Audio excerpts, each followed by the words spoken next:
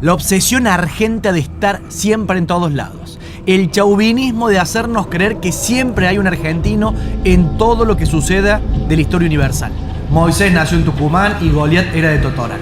Si Dios es argentino, ¿cómo no vamos a estar en todo lo que haya pasado y en todo lo que pasará? ¿Y cómo no íbamos a estar en la peor pesadilla de la humanidad en el siglo XX?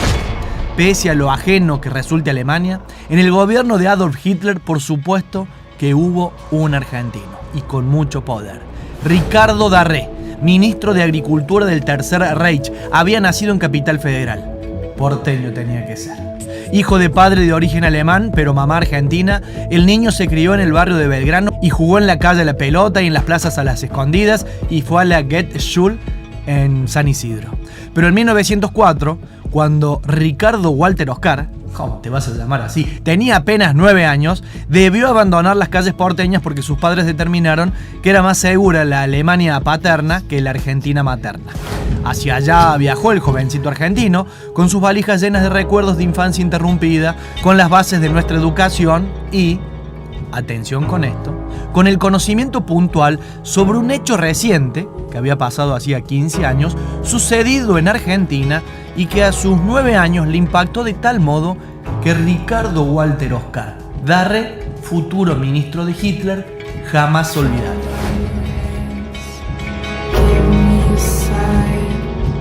Entre Berlín y colegios de élite en Londres se fue formando el argentino, que dejó de ser un niño argentino para convertirse en soldadito en la Primera Guerra Mundial para servir a Alemania y sentir la humillación en carne propia.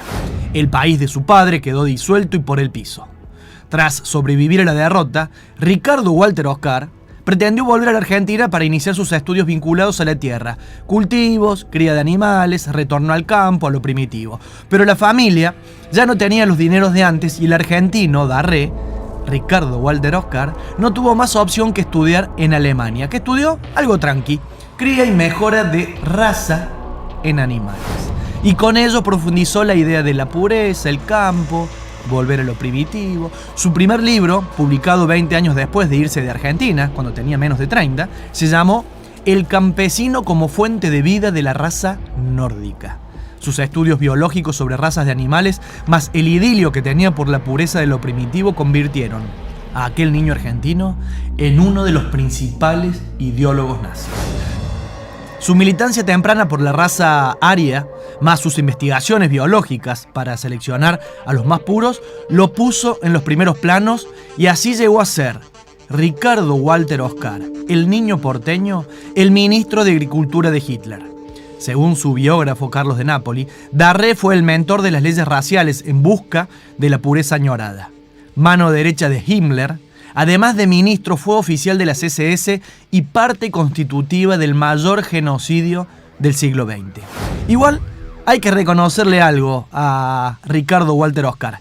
Para 1936, año de los Juegos Olímpicos de Berlín, Darré no olvidó su origen argento y permitió a la delegación albiceleste, a la nuestra, viajar con su propia carne. E incluso los visitó en la Villa Olímpica y habló en castellano y volvió a su infancia por un momento. Pero al rato recuperó su nazismo altísimo en sangre.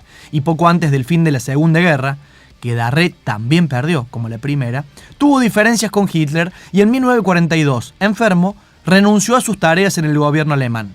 Fue detenido en el 45 y juzgado en Nuremberg. Un argentino juzgado en Nuremberg. Darré la sacó barata, apenas 7 años de prisión. Fue liberado en 1950 y 3 años después, en Múnich, murió con el hígado destruido, consecuencia de su amor por la botella. La pregunta final es: ¿qué hecho puntual, argentino y contemporáneo a su niñez porteña, influyó en el nazi Darré para ser nazi? ¿Qué fue aquello que lo llevó a pensar en una raza única y superior, eliminando lo distinto, lo oscuro, lo molesto?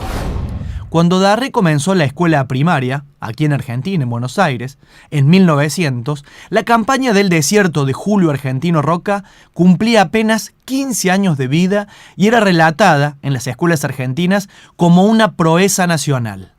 Esa proeza patria, contada como un cuento alegre en nuestras escuelas, después tuvo vuelo propio en la Alemania nazi, que, como corresponde, tuvo un argentino entre sus filas.